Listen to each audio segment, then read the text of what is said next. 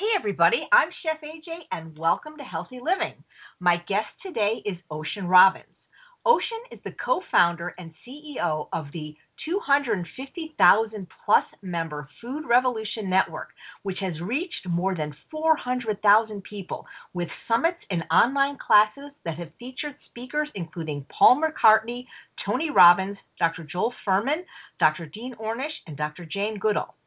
Ocean is the co-author with his dad, best-selling author John Robbins, of Voices of the Food Revolution, and he has spoken in person to more than 200,000 people and facilitated hundreds of gatherings from leaders from 65-plus nations. That certainly is impressive. Please welcome Ocean Robbins. Thank you, Chef AJ. It's great to be with you. Thank you. You have done so much for someone so young. Well, I figure every day is either lived or not, and I prefer to live it. Let's make the most of every precious moment we've got on this planet. Well, that is a great attitude. So you do many different things. You wear a lot of different hats. Is there something that you enjoy a little bit more than some of the other things, maybe, or you just like that? My big passion right now is food. I love eating it and preparing it and sharing it with loved ones, and I also love talking about it, standing for what it can be, helping to create a food revolution. Wow. We live in a society where it's considered normal to eat food that is saturated with pesticides and hormones and antibiotics, and that's a product of suffering for animals, for human beings, for the planet. And lo and behold, that food is actually toxic for us as well. It's triggering epidemic rates of cancer and diabetes and heart disease and obesity.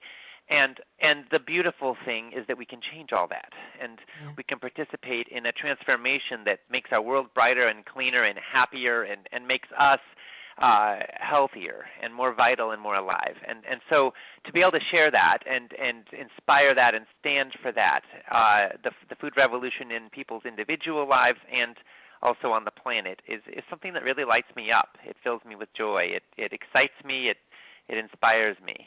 Well, your passion is obvious, Ocean, and I remember hearing you speak at Ventura College, and it's beautiful. And I love the name, the Food Revolution. Were you always this passionate about these things, or? I started pretty early. I started a natural foods bakery when I was 10 years old. It was called Ocean's Bakery, and You're kidding! I sold natural baked goods door to door around the neighborhood. Yeah. I was on the front page of our local newspaper, the Santa Cruz Sentinel. It said, "Boy isn't very rich, but he's got dough." I love things like that. Well, making food is sort of in your family history. In case you think? Exactly. In case people don't know, your dad is John Robbins, and your grandfather was the Robbins of Baskin Robbins. That's right. Right. And it's an interesting story because my dad was groomed from early childhood to one day join in running the family company. He grew up with an ice cream cone-shaped swimming pool in the backyard and 31 flavors of ice cream in the freezer at all times. And, it's interesting because as he got a little older, he was in his early 20s, and he was offered the chance to join in running the family company. And at that time, his uncle, my grandpa's brother-in-law and business partner, Bert Baskin, was dying of heart disease. And my dad took a look at the situation and said, he didn't want to spend his life selling a product that would make more people sick. I never got to even meet my dad's uncle Bert, but I know about it from the family stories, and he was one of the most successful entrepreneurs in American history. He had tremendous wealth. He had a family he loved, but he didn't have his health. And then he didn't have his life, and he left his kids fatherless and his wife a widow. And, it just really hit home that health is actually worth more than money when you get right down to it. Absolutely. And yet most of us spend our lives chasing financial wealth at the expense of our health. And so my dad didn't want to make that choice. So he walked away from the ice cream cone-shaped swimming pool to follow his own rocky road, as we say in my family, and ended up becoming a best-selling author on food and health issues, and inspiring millions of people to look at their food choices as a chance to take a stand and make a difference on the planet. And the remarkable story is that my grandpa ended up years later, suffering from serious diabetes and weight issues and heart disease. And his doctors leveled with him and said, that he didn't have long to live unless he made some real changes. And they handed him a copy of Diet for New America, my dad's book. And that is hilarious. My grandpa, who was pretty estranged from my dad, still mad at him, for walking away from his life's work. Wow. But my grandpa reads the book, and he ends up getting these radical changes. And he gave up ice cream. He ate a lot more vegetables. He ate a lot more unprocessed foods, and he lost 30 pounds. He got off all of his diabetes medications. And his heart disease medications, and his golf game improved 7 strokes. So, he ended up living another 20 healthy years.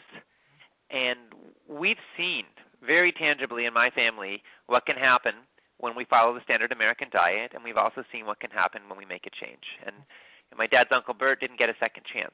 My grandpa thankfully did. But I'm passionate about helping more people have the kind of results that are possible and even in many cases predictable from making the healthier choices that medical science is telling us we can make today. Well, that is a great story. And, I've heard of a lot of reasons for adopting a plant-based diet, but I had no idea that you could take 7 strokes off your golf game. See, we need to be letting people know that. Because because, I forget the name of that. Phil Mickelson, there's this pro golfer. He does commercials on TV for some kind of drug for some kind of disease that you're pretty sure if he ate, the way we tell people to eat, probably wouldn't need that drug. Did you know your grandpa? Oh, yes, absolutely. He actually just passed about 7 years ago, and my dad and I were with him on his deathbed, and he said, he told my dad, that when you left Baskin Robbins, I thought you were crazy, and I might have been right. He said, but then he said, but thank God some of us lived long enough to learn a few new things.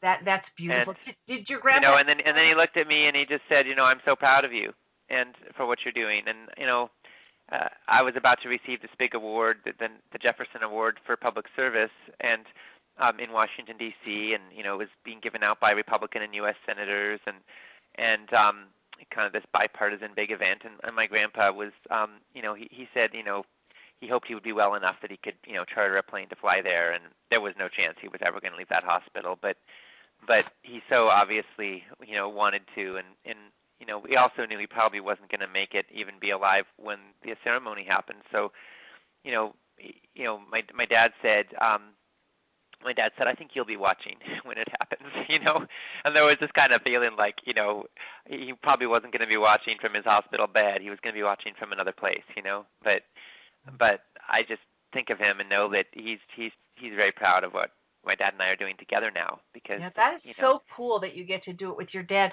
Not too many people would turn their back on the family business, especially when there's a financial interest involved like your dad did. So that's just really amazing to me that absolutely. Well, some things are more important than money, right? Well,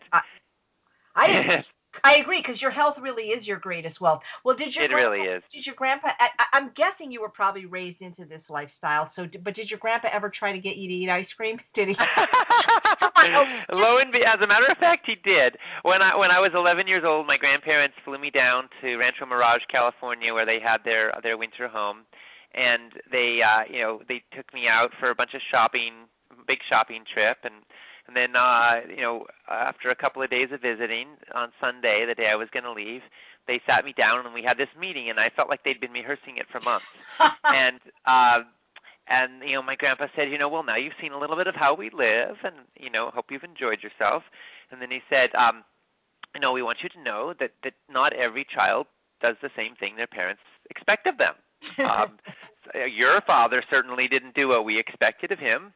And if you ever decide that you want to do something different than, what your parents want, or maybe live a different lifestyle than them, we just want you to know that we're here for you.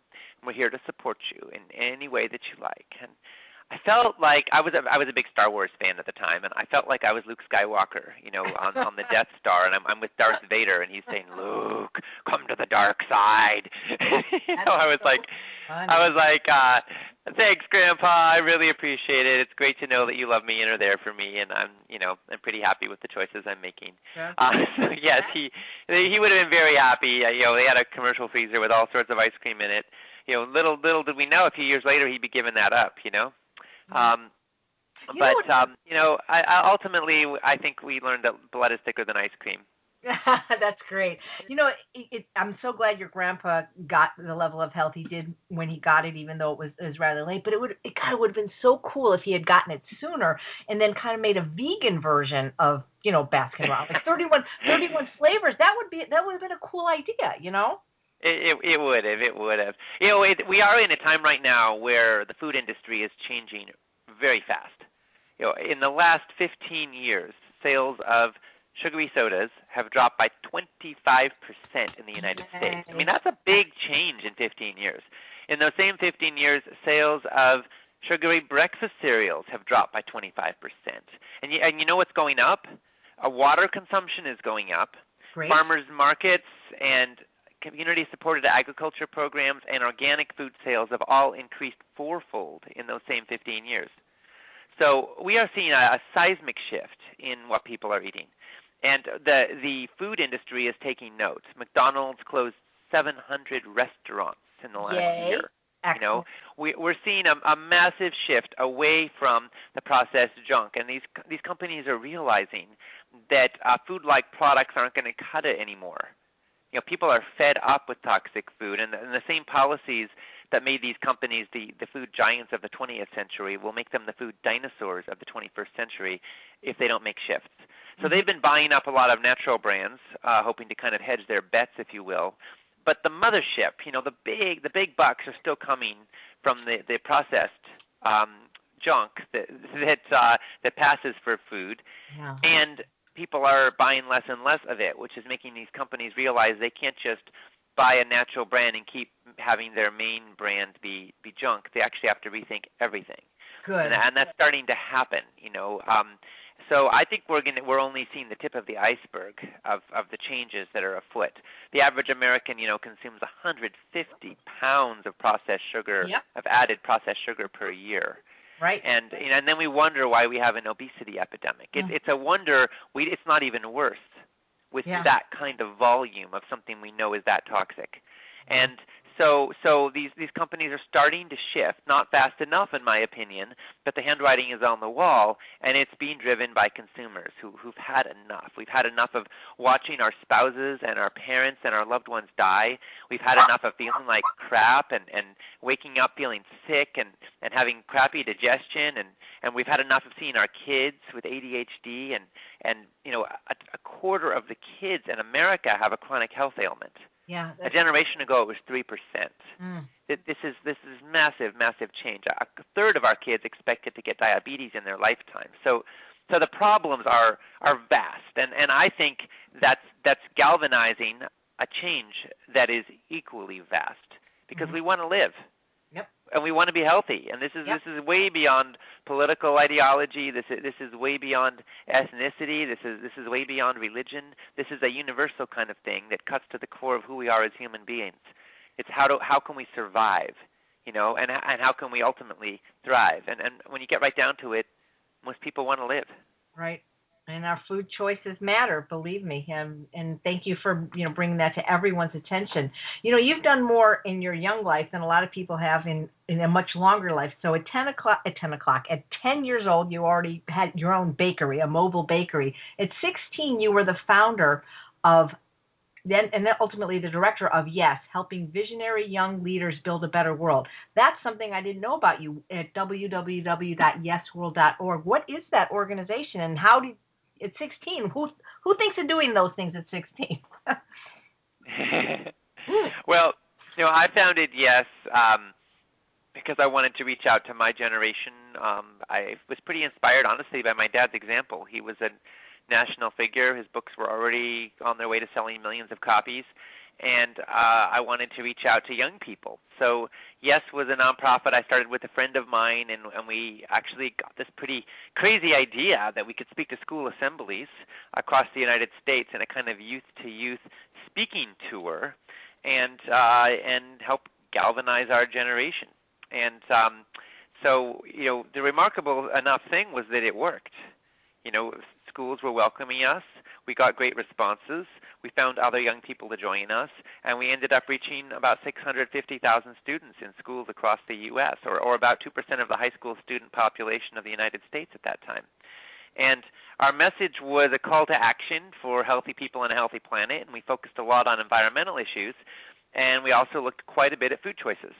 And at that time, the environment was a hot topic. It was around 1990, and there was a big Earth Day, and people were talking about it. But what was conspicuously absent from the conversation was the topic of food. People were talking a lot about recycling and using recycled paper and writing letters to representatives and turning off the water when you brush your teeth and taking shorter showers. But they weren't talking about the number one culprit behind environmental destruction, which was industrialized agriculture, and particularly, honestly, it was factory farms. Yeah. And so we were raising that issue and also looking at rainforest beef and the fact that the number one driving cause behind rainforest destruction was animal agriculture. And we were looking at the fact that factory farms were producing methane, and global warming wasn't talked about much in those days, but we were talking about it. And look what's happened now, with the climate crisis that we are facing, but also heading towards, because obviously it takes a while for these greenhouse gases to build up and do their dirty work, and there are these vicious circles where ice caps melt, and then the water absorbs more solar gain than the snow did, and so it makes things warm up faster. And so we're seeing this around the world right now. And what a lot of people still don't realize is that cows are driving climate change more than cars are. That in fact, if you want to help have a stable climate, that the number one biggest choice you can make that will make the biggest possible difference is to eat less meat. Right. It's amazing. And so we were speaking about that back in 1990 and reached a lot of people. It was an inspiring thing, and then yes, kind of evolved, and we decided to focus on leadership trainings for young change makers, and we ended up working with activists and leaders in over 65 countries, helping them become their own more effective spokespeople in their work and become more effective in their strategy and in their personal development and in their leadership skills. People who are working for peace and justice and human rights and sustainability all over the planet. And then what I did was, as I was working with young change makers and traveling around the world, I kept looking at, what are really at the roots of all the major problems we face today, and I kept coming back to food. I realized everybody eats. Yeah, true. And what we eat has a vast impact on our ecosystems, on our economies, on our livelihoods, on our communities. And I saw farm workers whose families were dying from pesticide exposure. And I saw, folks living in Africa who had food insecurity because their government was importing grain and exporting cash crops, and the people didn't have their own self-sufficiency, and they were at the mercy of economic forces totally beyond their control. And I saw farmers committing suicide in India because they were growing genetically modified crops that were dependent on pesticides they couldn't afford because they didn't realize that they would be dependent on this pesticide treadmill in order to stay afloat. 250,000 farmers have committed suicide in India in the last 20 years. You're kidding. Since the advent of genetically modified cotton has come in. That is not something that a lot of people would know. No, it's not. If 250,000 people have committed suicide, how many more are suffering mightily and haven't actually taken their lives, right? I mean, vast numbers of people. So I don't think not everyone is really familiar with GMOs and why it's such a problem. So maybe this would be a good time, since you mentioned the farmers, to talk a little bit, in layman's terms about what it is and the impact of it. Right. Well, first of all, what's a GMO? Well, some people think it means God move over, but it does. It's actually a genetically modified organism. And so the deal is that Monsanto is the company that's the biggest driver of this form of agriculture. They're joined by Syngenta and Dow AgroSciences and a few other companies. And these consortium of companies have promised the world that GMOs would bring us crops that would be more drought resistant, that would bring us higher yields, that would reduce pesticide consumption, and would give us more flavor and higher nutritional profile. But what's actually happened is that we've gotten crops that do none of those things. They actually lead to higher pesticide use. They're not more drought resistant. They don't give us higher yields. And there has been no improvement in flavor or nutrition. What they do is they've got two traits, one or both of these traits. In 99% of the cases, one of them is that they're resistant to herbicides, weed killer, which means that our crops are now being sprayed with large amounts of glyphosate, which has been listed by the World Health Organization as a probable carcinogen, or other weed killers now as well. And the other trait is that they are themselves living pesticide factories. They produce the toxin Bt in every cell of the plant, so that if certain bugs eat those plants, they die. Now, Bt has been used in organic agriculture for some time. It's generally considered safe, but I don't know anyone who wants to sit down and drink the stuff. And now we're eating plants that literally have it in every cell. So what's the impact of eating weed killer and Bt? We don't know. The scary thing is there's never been any long-term testing on humans. There's actually been almost no testing done on humans at all. There's been some testing done on laboratory animals.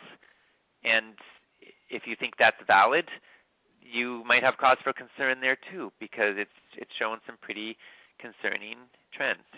But the bottom line is we're not sure. In the 20 years or so since GMO agriculture has come into the mainstream, we've seen definitely a rapid increase in pesticide use. We've also seen increase in digestive problems, hospitalizations for digestive issues, diabetes rates, obesity rates have skyrocketed, ADHD, autism. We don't know, of course, if there's a causation here. We know that there's a correlation. Correlation and causation are two different things. But when you see a correlation this strong, it at least begs the question, is this safe? And it at least leads to the notion that it is materially different. It's different enough that these chemicals, that these seeds can be patented. So why should we not have the right to know if our food was produced with genetic engineering? Right. I agree with you. I mean, I don't think GMOs should exist at all, but at least, let us have the right to know. And that proposition, I believe it was 65, failed where I live in Los Angeles, where they were just asking for that they be labeled, not that they stop. And Monsanto put so much money into it that, yes, defeated it. And it's just they're so powerful. And like you say, there hasn't been testing, there hasn't been research to really know if these things are safe. And I just don't get how they get away with it. Yeah, well, I'll tell you how they get away with it. The same way that big agribusiness gets tens of billions of dollars in subsidies that are ultimately making high fructose corn syrup and factory farmed animal products cheaper. The same way that Snickers is more accessible and cheaper than spinach. Yeah. It's because we've got a status quo that is very financially profitable to a few. And those few are profiting from it, and then they are using the influence and money that they wield to secure policy that preserves the status quo. And so the alarming thing is that our political leaders have become in many ways more accountable to their donors than to their voters. Yeah. And their donors tend to be the ones who are profiting from what's going on now. And, it's not like the organic broccoli farmers of America can hold a candle to the lobbying cloud or the financial power of the National Cattlemen's Beef Association or, Nestle or Coca-Cola, right? These companies have vastly more power, vastly more money, and they use that to create vastly more influence. And so then we've got tens of billions of dollars in subsidies that ultimately is going to support processed junk. Yeah. And we've got schools serving our kids still sugary sodas. Right? Yeah, that's got to stop. We've got systems where toxic has become normalized, and it's sick, but it's also the reality. We've got communities in our inner cities that some people call them food deserts. Other people actually call them food prisons because you've actually got to break out to get real food. And in these communities, poverty is high, life expectancy is low, rates of disease are high, and quality of food is low. Mm-hmm. We've got these communities where the poorest populations are suffering the most from lifestyle-induced illness. And it's not an accident. Poor food leads to poor quality of life. Yes. And I think that that food is actually one of the dominant social justice issues of our times. Mm-hmm. You know, if you want a world where poverty is reduced or eliminated, if you want a world where everybody has a fighting chance in life, if you want a world where people of all colors and all backgrounds, regardless of how much wealth they were born into, have an opportunity to live a healthy, vibrant life, then take a look at the food that's available and affordable in our inner cities, on our reservations, in our communities of color. Take a look at the farm workers who have a life expectancy of 49 years while they're deluged with pesticides on the job. And consider, what kind of world do you want to create with the food choices that you make? And how can we take a stand for more organic, natural, real foods where farmers are treated with respect, where there's fair trade, where animals are treated with respect? See, food is very personal, but it's also very political. Mm-hmm. And it's some kind of a bridge. I personally don't believe that I can eat a product of a toxic food system and not have it have an impact on my health and well-being. Right. I believe that if food's grown with poison, if food's grown out of exploitation of animals or farmers or farm workers, then that's going to impact me and my life as well. So I believe that standing for healthy, real food and standing for food policy that helps accessibility expand for that healthy, real food is one of the most powerful stands we can take today for human beings of conscience. Mm-hmm. And I want to have a conscience, and I want to stand up for what's possible on this planet. And so that's what the food revolution is all about for me. Well, that's why it is. That's why you needed. I was going to ask why you called it that, but now you so eloquently said that. And when you were talking about poor people, I had Dr. Terry Mason on the show, and he mentioned that poor people are not just poor when it comes to money. They're poor when it comes to health. They're poor when it comes to the availability of healthy food, and they're even poor when it comes to some of this knowledge. And it's just I love what you're doing. And have you thought about running for president or at least Congress? I mean. Or senator? You never know. You never know what's going on in the future. For right now, I'm a food revolutionary, and I love doing something that matters with my life, and I love working with my dad in that endeavor, and I love getting to talk to great people like you and your audience, and knowing that we are part of something beautiful. Food is very social. Mm-hmm. Throughout history, breaking bread together, sharing a meal together has been a source of connection between people.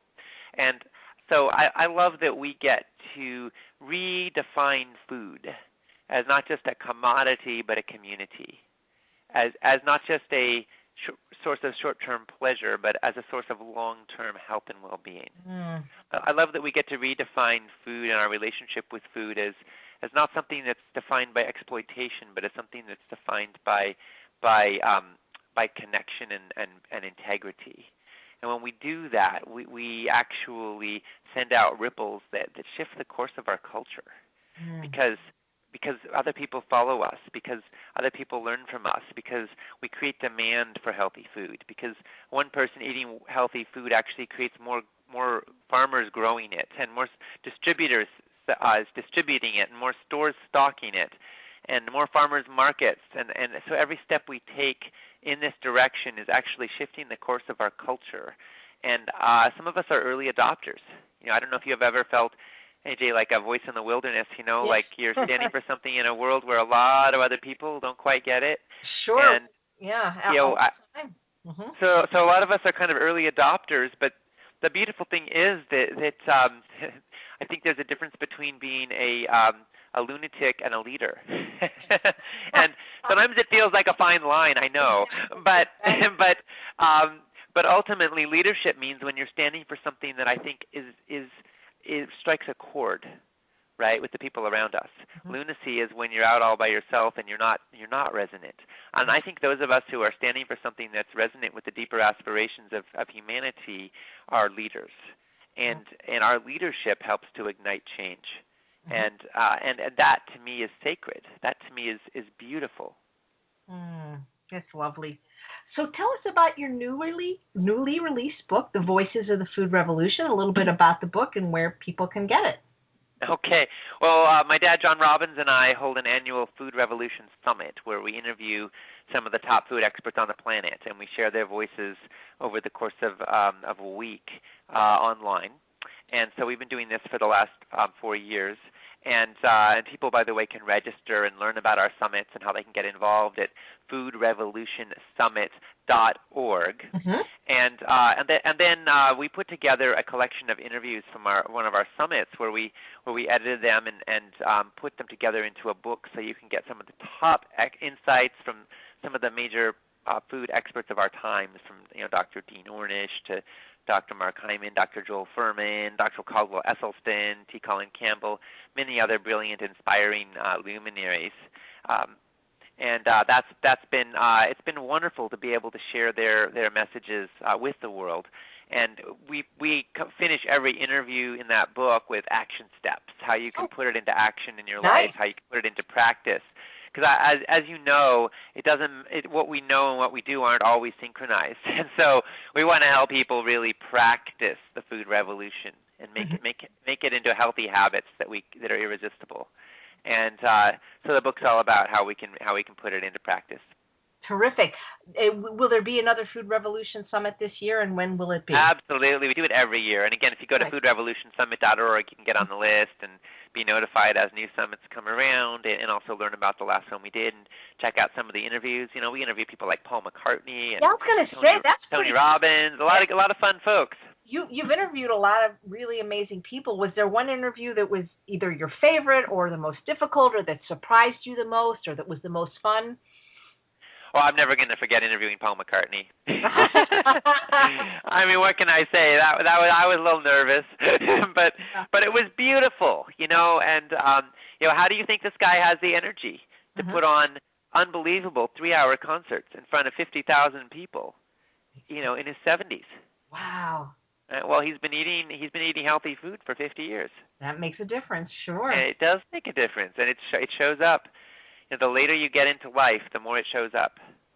Yep. There's a lot of great athletes that can do just fine eating whatever they do. The Golden State Warriors went out to McDonald's recently. It was a story. Oh, it's kind of sad, but it happens. But you know what? Those guys may not. When they're 60, they're going to be feeling it.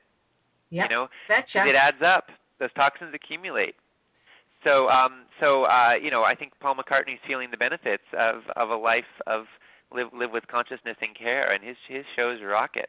Yeah. So anyway, it was that was fun. And we've talked. I was fascinated to talk to Dr. Mark Hyman because this is a guy who was brought in by Saddleback Church. They're a church in Orange County, California, with about 15,000 members, and the pastor, Rick Warren, was giving baptism one day, and he's looking at all these people going in the water, and he said, "You know what? We're fat."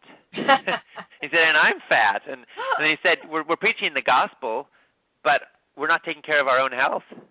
And he said, "We got to do something about this." And so he brought in Mark, and they developed a plan. They called it the Daniel Plan. And the goal was to see if they could radically improve the health of their congregation. And within 1 year, the congregation of Saddleback Church lost 200,000 pounds. That's fantastic. And what happened was it actually changed the food culture in Orange County. Because when you have that many people change what they're eating, then of course you change what what stores are stocking. So there's more natural food stores right now in Orange County, California, because of this. And that has an impact on even the wider community. And I love stories like that. That show that it's possible, it's accessible to anybody. All different stripes and political persuasions and backgrounds, and that healthy food isn't just for the elitist few, and it's not just for hippies or radicals of this kind or that. It's anybody from any background can step into it, and it doesn't matter even what you've done so far in your life. I mean, of course it matters, but no Yeah. matter what you've done, you can make a change right now. And, the beautiful thing is that for those who have, eaten not so well and are feeling the effects of that, well, guess what? You've got the most to gain from making a change, Mm-hmm. right? And for those who've done a pretty good job, well, you know what? You're well poised to take the next step, whatever it might be, to move towards greater health and integrity, to move towards more organic, local, fair trade, sustainable, non-GMO, real food. Right. To, And just to clean because up your somebody, diet and get rid of that much more of the processed sugars and chemicals and additives, and and move into more real, healthy, natural food that's integrity with your values and your dreams for your life and your planet. absolutely, and start where you are. Just because you can't do everything doesn't mean you can't do something, and that's what I like to tell people. Yeah. So if you don't mind, I'll get a little bit personal here because I'm not sure everybody knows this about you, but you are the father of special need twins that were born in 2001 and an implementer of the Sunrise program. If you wouldn't mind just talking a little bit about this part of your life. Sure. My kids are awesomely autistic. I love that. See, you yeah. Okay, I just have to stop you for a minute. You're such a positive person. I mean, were you always this way? I've had a few. I can mope and be depressed and be cynical, just like anybody. You know what I realized a few years ago, AJ, and then I'll come back to talk about my twins, was that I think we all have a kind of happiness meter, happiness level. Like it's our baseline. Call it a 5, okay, just for the sake of an average, right? And when good things happen, if you win the lottery, if you get a raise, if you meet the love of your life, if you have an adorable child and you're really happy about it, or whatever, then like you maybe jump to a 7 or 8. But guess what? Within that long, even if that good thing continues, you're going to get used to it, and you're going to end up back at a 5 again. When bad things happen, you break a bone, or you get sick, or someone you love gets sick, or you lose a loved one, God forbid, or you lose your job or whatever, like you might go down to a 2 or a 1 or whatever, or a 3. But then guess what? Eventually you get used to it. Eventually you end up back at a 5. Right? And there's a lot of data on this. This is pretty much human nature, that we have a happiness set point, and it fluctuates, but we generally spend most of our lives somewhere around it. And whereas, so my thought was, well, what would happen if I changed the set point? So that, because most of us spend a lot of our lives feeling at the mercy of external circumstances for our happiness. We want things to go well, because we recognize the joy that comes from having that number go up, right? But the reality is, if you're dependent on external circumstances, sure, good breaks happen, good things happen, it'll go up, but just as surely they're going to go bad. Things are going to go bad sometimes, and it's going to go down. But what we have maybe more say over is if we change that happiness set point. Well, so my kind of personal experiment was, well, if I was a 5, what would it take to live at an 8 as my norm, right? And then, bad things happen, I'll drop to a 5. Good things happen, I'll jump to a 10, right? But just to move my norm up the needle.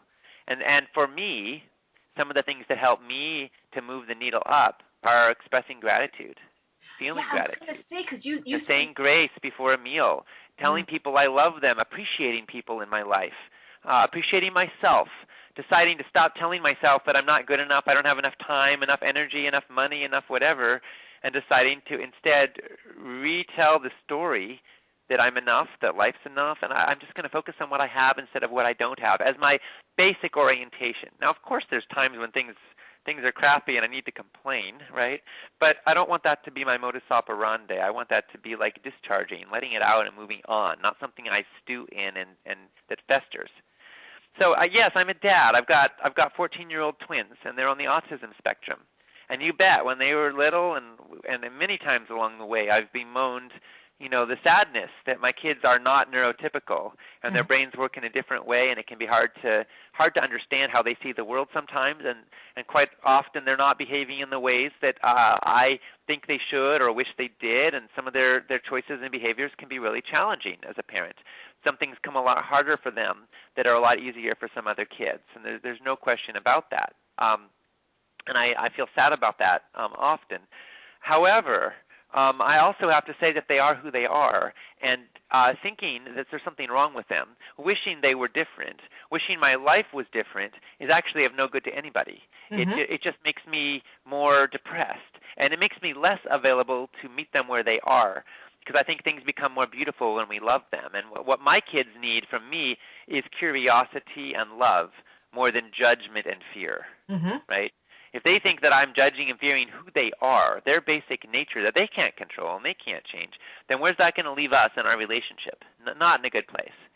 So I'm delighted to make my fundamental goal in being their dad be to love them as much as I possibly can, to appreciate them as much as I possibly can. And when I do that, it turns out that's the best way to help them to thrive and to love who they are and to grow into their lives. So I love my kids, and I feel immensely blessed to be their dad and to be sort of their champion. And they're big fans of the food revolution, I've got to say. They're very passionate about it. They went to summer camp, and I was a little nervous because the food at camp wasn't going to be what they were used to, and they'd be exposed to a lot of other kids who were eating foods they weren't used to. And they came back from camp, and I asked my son Bodie, I said, how was camp? He said it was great. The only trouble was the food. And I was a little nervous. I was like, oh, is he going to tell me that he, felt estranged from his peers and he wants to eat Twinkies now? And he was like, yeah, they didn't serve enough vegetables. Oh, my gosh. Then he said, as a matter of fact, I miss vegetables so much. Could we have vegetables tonight? So we steamed up a big pot of kale, and he ate it just straight that night. That's beautiful. I think that the truth is that I was so proud of him right then for three things. I was proud of him for having fun at camp, even though the food wasn't what he was used to. I was proud of him for missing vegetables, and I was proud of him for taking action and eating vegetables when he got home. Wow. And my kids are really an inspiration to me, and they definitely have their struggles and challenges, and sometimes it's a big test of my patience and my willingness and my perseverance. But ultimately, I love them, and I love them as they are, and I'm here to support them in being true to who they are to the best of my abilities. And that, to me, is a sacred and wonderful opportunity. You mentioned one of your sons is Bodie. I was going to ask you their names because you have a rather unusual name. So yes. My other son's name is River. Well, it's so funny because I was saying, because you're named after a body of water, and I was thinking maybe you're thinking like lake or river. That is very cool, actually. Well, the ocean refuses no river. I love that. I'm going to remember that. Awesomely autistic. Now, why, Ocean, do you think that there is such an enormous rise in autism rates in the last generation? Oh my gosh, there could be. I think autism is a confluence of many different factors. It's like a bunch of tributaries, and they all end up being labeled like one big river. But they come from a lot of different places. I think that environmental contamination plays a part. I suspect that chemicals and pesticide exposure play a part. I think that there's also, it's like 1 in 50 boys now is on the spectrum. So the rates have definitely been going up and up and up massively. And so I think those are factors. I also think that a lot of autistic people actually, interestingly, have a certain kind of, they have an inability to cope with some of the stresses and distresses of the modern world, but they also have some unique gifts. They see the world differently. And, for example, some of the things I love about people with autism, they're not able to tell lies. They are completely committed to the truth.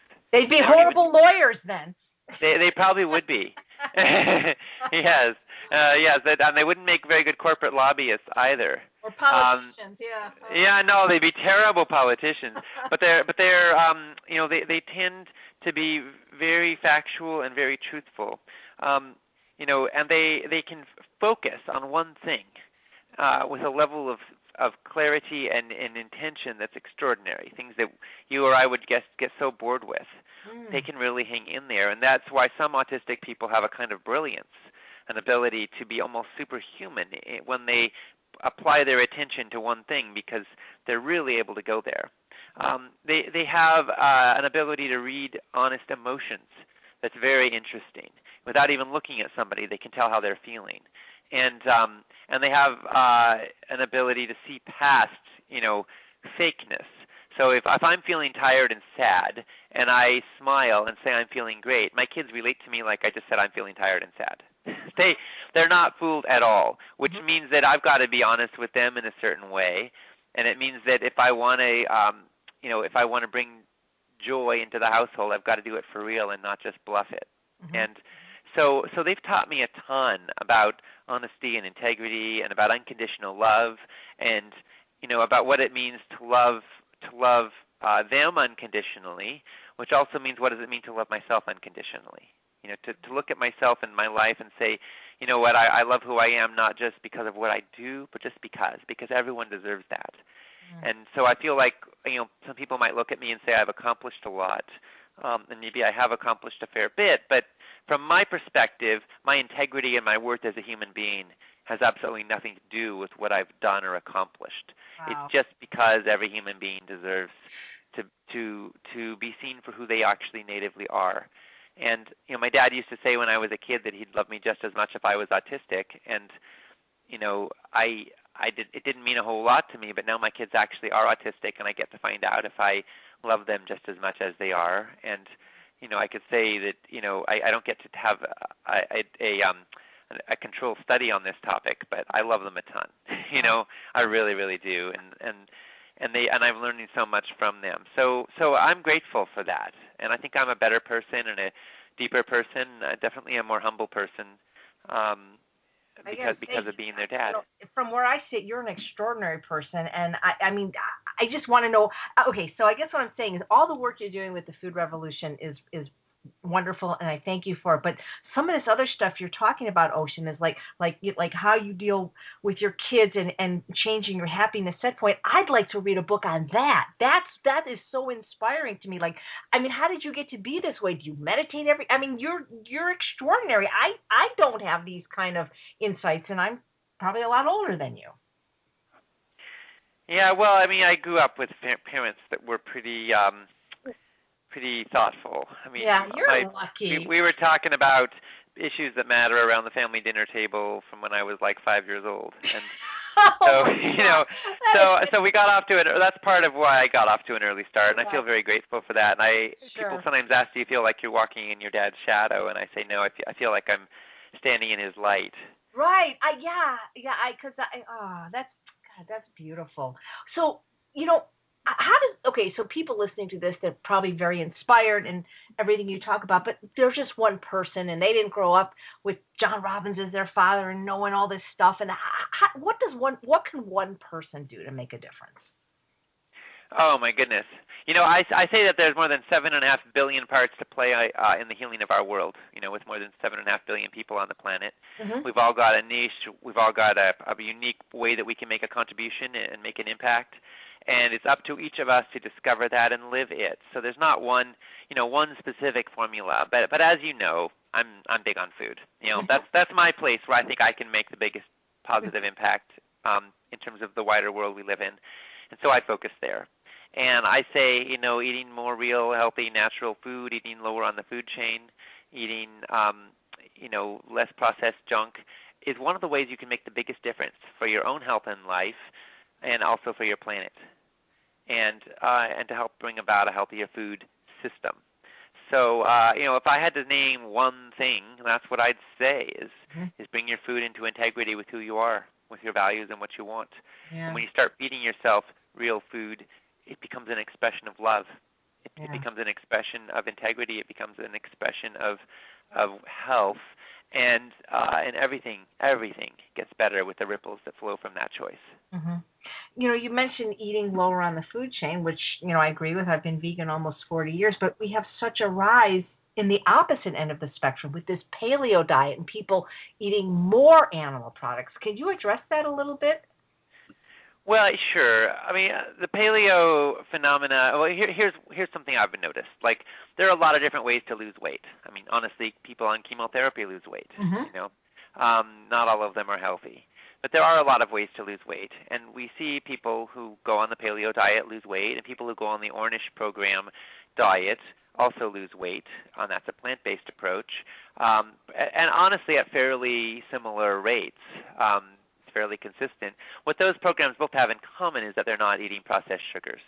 Mm-hmm. And so if I had to say, the number one driver behind the obesity epidemic, I don't think it's saturated fat or cholesterol. I think the number one driver is sugar. Right.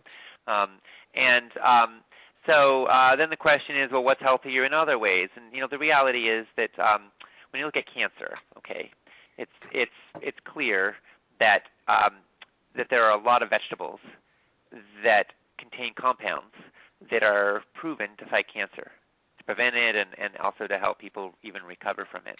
And for example, mushrooms. A study found that women who eat 3-button mushrooms a day have a 25% reduction in breast cancer rates.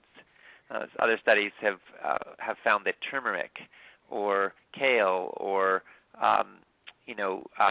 cumin are linked to fighting cancer. So there's a lot of spices and a lot of plants and vegetables that help to fight cancer.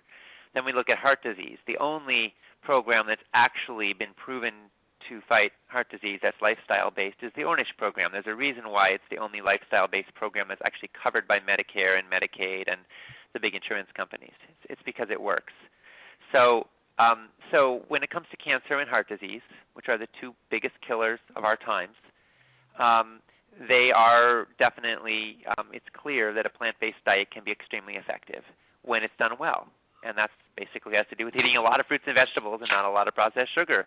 So I'm under no illusion that I know you've talked a lot about how you were kind of a junk food vegan for a long time. Oh my gosh, for 20 years. I honestly, I think if you took junk food vegans and put them up against, paleo eaters who are truly avoiding sugar and truly going paleo, I'll bet you that the paleo eaters would have comparable or better life expectancy and better weight loss statistics.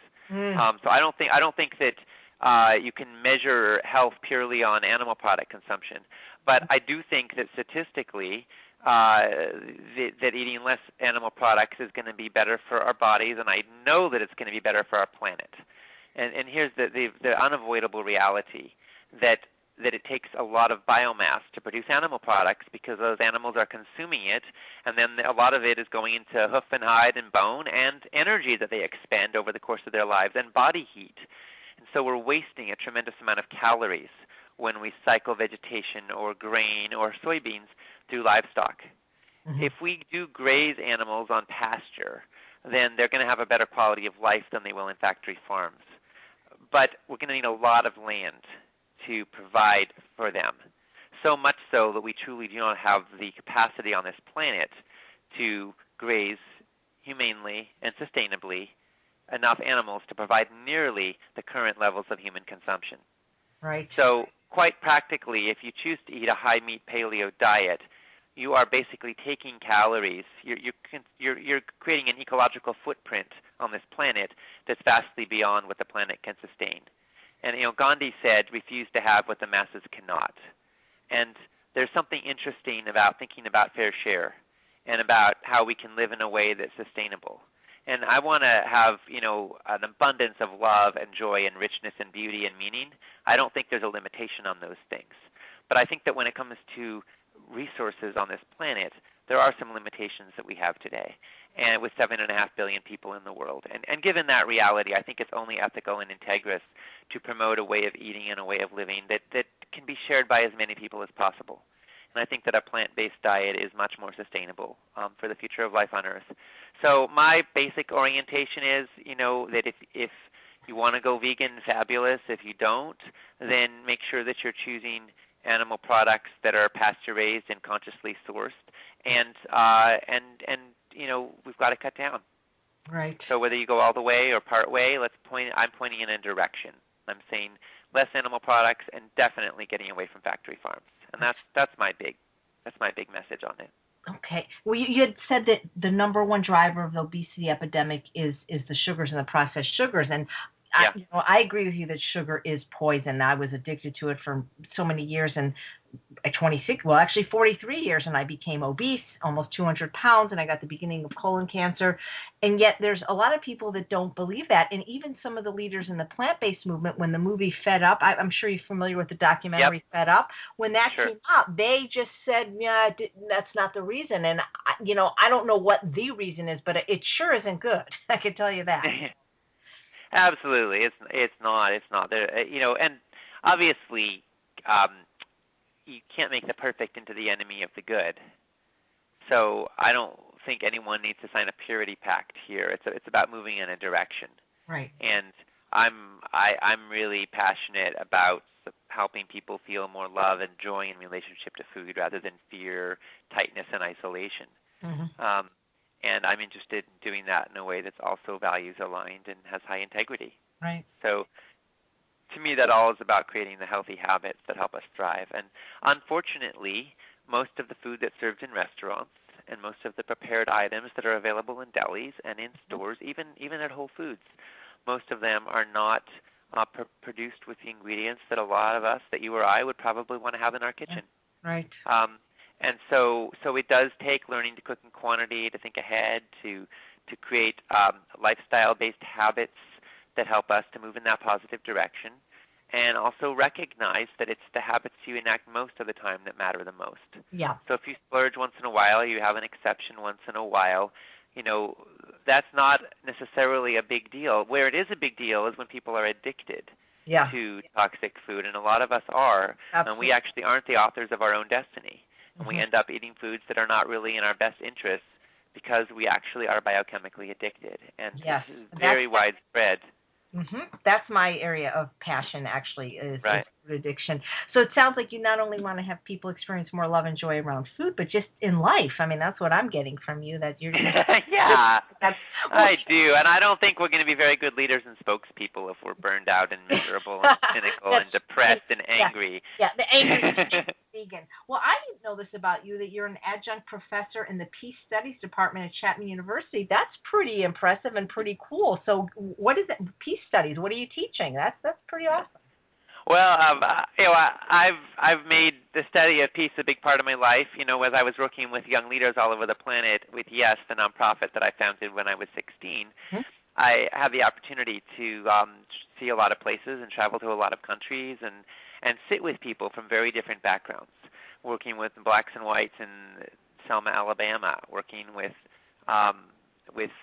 Israelis and Palestinians and Iranians and Syrians in the Middle East, working with people from a lot of different places and communities, and helping people to talk and humanize and build relationships. And what I've learned about peace is that peace and justice are kind of inseparable. A lot of times what blocks peace on this planet is that people, it kind of comes into conflict with people's sense of I guess you could say normalization of a status quo.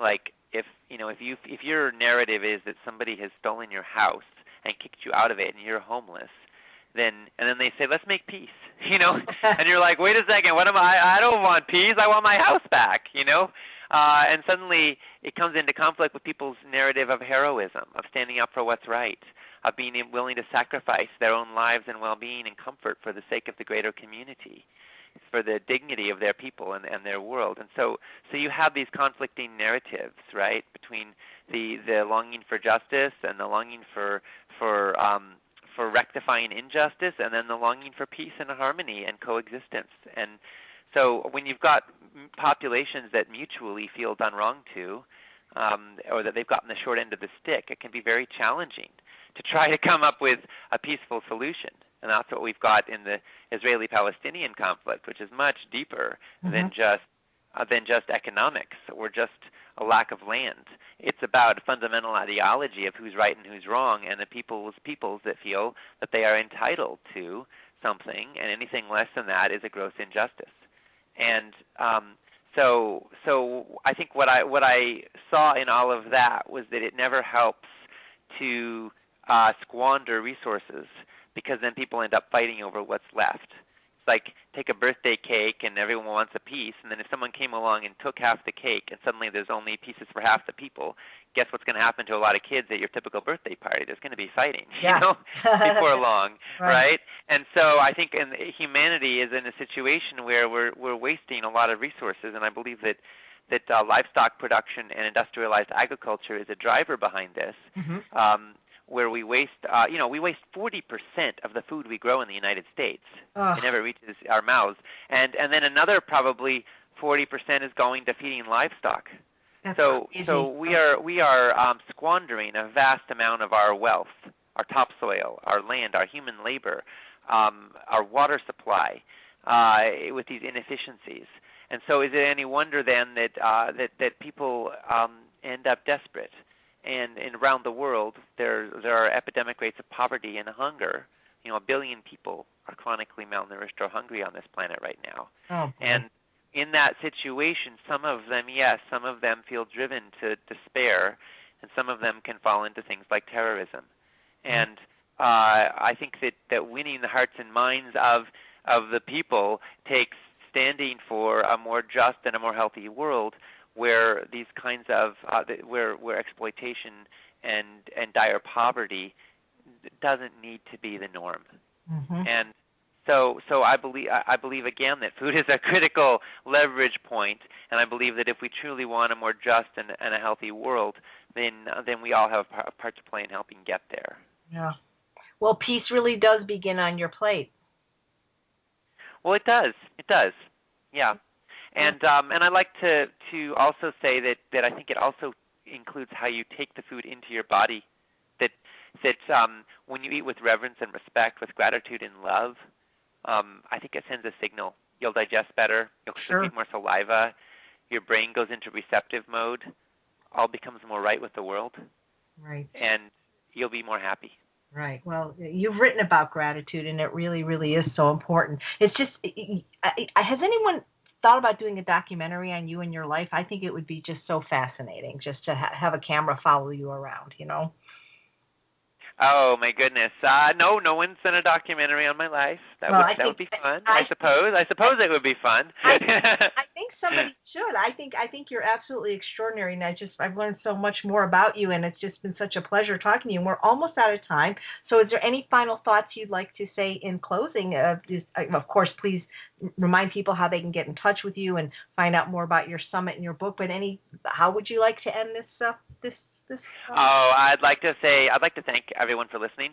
I'd like to say that in our that every one of us has the opportunity to be an everyday food revolutionary, and I want to thank you for all the ways that you play a part in helping to create a more healthy and beautiful world. And thank you, AJ, for your leadership and for your visionary voice, and you're making healthy eating irresistible and delicious. Thank you. You really have inspired me, Ocean. I know I'm doing my share, but after talking to you, and you had a bakery at 10. I didn't become a pastry chef till I was 40. I got a lot of catching up to do. Thank you so much. You're really very inspiring, and what an extraordinary human being. And thank all of you for listening to Healthy Living. I'm Chef AJ, and I make healthy taste delicious.